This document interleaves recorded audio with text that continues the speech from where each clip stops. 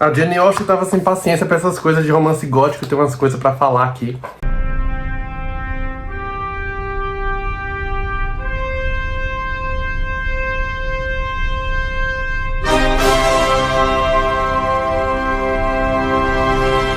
Opa, a gente chegou então ao quinto romance da Jane Austen, o Abadia de Nottingham, e embora ele tenha sido lançado apenas em 1817, pouco depois da morte da autora, ou seja, tecnicamente ele seria um romance póstumo, ele na verdade foi o primeiro romance que ela concluiu lá em 1803, então muito antes das suas grandes obras canônicas como O Orgulho e Preconceito, Razão e Sentimento, o Emma. Então talvez estilisticamente ele ainda não esteja tão refinado quanto essas grandes obras mais famosas aqui da autora, mas a gente vai reconhecer todos os temas que são tão caros a ela, então você vai ter aqui o casamento, a moral, as intermitências das relações e dos estados sociais ali da Inglaterra do século XIX, e todos dispostos de forma muito divertida. A heroína da vez então aqui é a Catherine Morland, que é uma jovem de 17 anos de origem mais humilde, que vai passar uma temporada ali na cidade de Bath, da companhia de um casal de amigos da família dela, os Allen. Então lá em Bath, entre bailes e idas ao teatro, a Catherine vai ter a chance de fazer novos amigos e também atiçar possíveis pretendentes. Em Bath, então, ela vai conhecer dois casais de irmãos.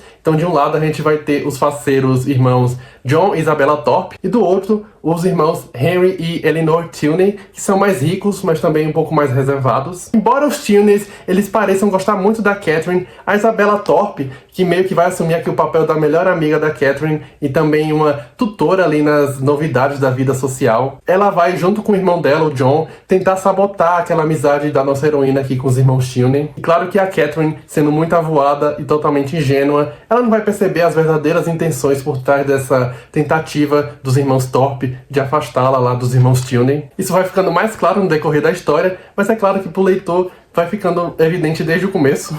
Só que o que acontece é que a Catherine, ela é uma ávida leitora de romances góticos, e o grande sonho dela então é poder viver essas emoções intensas das suas histórias favoritas. Então mais tarde aqui na história, a Catherine vai ser convidada pelos Tilney para visitar a propriedade da família deles, que é a Abadia de Nottingham aqui do título, e lá ela vai mergulhar de cabeça no universo dos mistérios e dos segredos dos romances que ela tanto gosta. Isso porque a Abadia de Nottingham, ela é uma construção gótica, ou seja, o cenário fidedigno das histórias que a nossa heroína aqui mais gosta. No entanto, a imaginação fértil dela faz com que ela interprete a realidade de uma forma muito distorcida. Ela vai acabar fazendo alguns erros de julgamento, entrando em algumas furadas. Toda jovem há de sensibilizar-se com minha heroína neste momento crítico, pois toda jovem conheceu em um ou outro momento essa mesma agitação. Todas já se viram, ou ao menos se julgaram ameaçadas de ser perseguidas por alguém que desejavam evitar.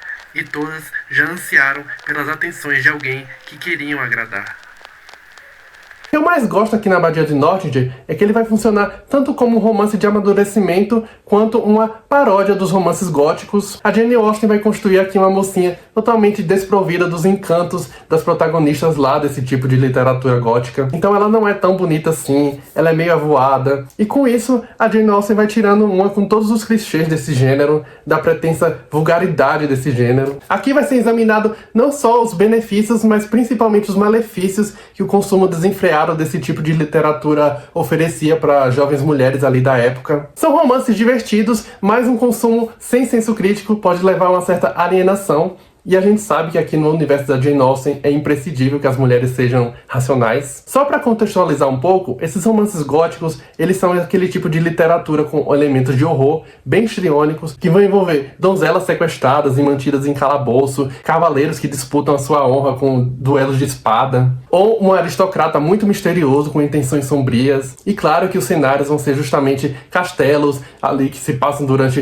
tempestades de relâmpagos e trovões, sendo então esse um romance de amadurecimento. Qual que vai ser o percurso da protagonista? Aprender uma lição. E é possível então dividir esse romance entre dois grandes eventos extraordinários na vida da Catherine, que vão funcionar justamente como um rito de passagem. Então o primeiro vai ser a sua ida a Bath, e a segunda a sua visita à Abadia de Nottingham mais tarde. Lá em Bath, então, a Catherine, ela vai ganhar consciência enquanto mulher na sociedade, ela vai ser apresentada aos encantos da vida social, ao jogo do flerte, e também à astúcia de gente ardilosa que está preocupada só com os próprios interesses. E claro, aquele universo é uma completa novidade para ela, então ela é incapaz tanto de se posicionar de maneira mais firme, quanto também de ler as intenções das suas contrapartes. E mais tarde, quando ela vai para a Abadia de Nottingham, finalmente, ela vai então aprender os malefícios que aquela sua imaginação desenfreada pode acarretar para ela mesma. O que vai acontecer então é que a Catherine ela vai ficar completamente encantada, porque, de novo, aquele é um local que remete diretamente aos cenários dos livros góticos que ela tanto ama.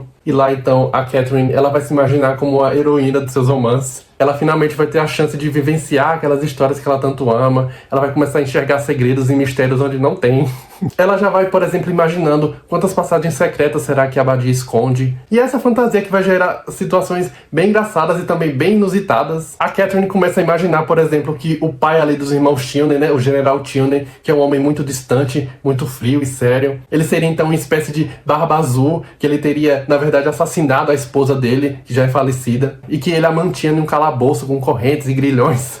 Tem um momento bem engraçado ali. Logo quando ela chega na Abadia de Nottingham, na primeira noite dela, ela tá num quarto e encontra um baú cheio de papéis, de pergaminhos. Só que tá durante a noite, então ela não consegue lê-los. Então ela espera até a manhã seguinte. E aí ela vai ávida pra investigar esses papéis e descobrem que era só recibos de compra ali da família. As consequências dessas teorias mirabolantes aqui da Catherine vão ser muito terríveis para ela. E dessa forma, então, ela vai aprender a importância de separar vida real da ficção. E também mais tarde vai aprender que nem todo mundo que se diz amigo dela, na verdade, é confiável. Afinal de contas, as pessoas na vida real não são como personagens de livros. E olha que interessante, uma vez superada aquela alienação da Catherine, vai ser aí também que ela vai finalmente ganhar consciência de toda uma trama que estava ocorrendo ali, bem debaixo do nariz dela. Ou seja, somente depois que ela colocou os dois pés ali no mundo real, que ela vai finalmente adquirir consciência e poder tomar decisões sobre a própria vida. A senhorita criou para si uma imagem muito favorável da abadia. Por certo que sim, não é um desses belos lugares antigos, exatamente igual àqueles sobre os quais lemos nos livros? E aí que eu vou entrar num tópico meio sensível aqui, que é a personagem da Isabella Thorpe, que meio que vai assumir o papel de vilã aqui da história, mesmo que no começo ela vá se colocar como a melhor amiga aqui da Catherine. Essa figura do vilão nos romances da Jane Austen, ela acaba sendo meio anuviada, porque geralmente são pessoas que, tal como o caso da nossa amiga Isabella aqui, elas defendem apenas os próprios interesses, independentemente das consequências que isso vai trazer para outras pessoas. Eu não vou entrar muito em detalhes, mas o que vai acontecer é que a minha amiga Isabella Thorpe vai tomar umas atitudes meio questionáveis aqui. Ela vai ser basicamente exposta como uma sirigaita aqui no final.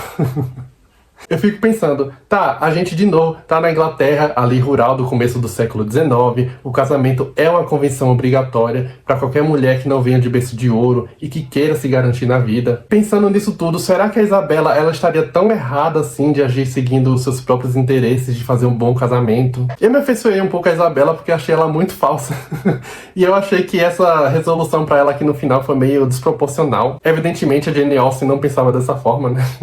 Então, sobre o mocinho aqui, que seria o Henry Tilney, eu também gostei muito dele. Ele é o mocinho mais queridinho dos mocinhos da Jane Austen, disparado. Ele é só amores e eu gosto muito da dinâmica que ele vai ter ali com a Catherine. Ele vai funcionar também como um grande tutor da Catherine, mas está sempre fazendo muita graça. Então, ele é um clérigo, né? E talvez ao lado do Edmund Bertrand, lá do Mansfield Park, ele seja uma das únicas representações positivas desse grupo na literatura da Jane Austen. Não vamos esquecer, então, do ridículo do Mr. Collins lá do Orgulho e Preconceito. Outro fato interessante aqui é que a Jane Austen, ela vai citar nominalmente alguns romances góticos ao longo dessa história. Eu não sei muito bem se acreditava-se que aqueles títulos tinham sido inventados aqui pela Jane Austen, mas em 1920 foi feito um levantamento de que realmente aqueles romances existiam. Inclusive, alguns deles são relativamente conhecidos hoje em dia, como O Castelo de Wolfenbach, da Eliza Parsons, que de fato é um precursor da literatura gótica. E ao longo do prefácio aqui assinado pelo saudoso Ivo Barroso, ele vai chamar a atenção para como esse livro meio que nasceu como uma resposta direta de um romance bem específico ali da época da Jane Austen, que seria Os Mistérios de Udolfo,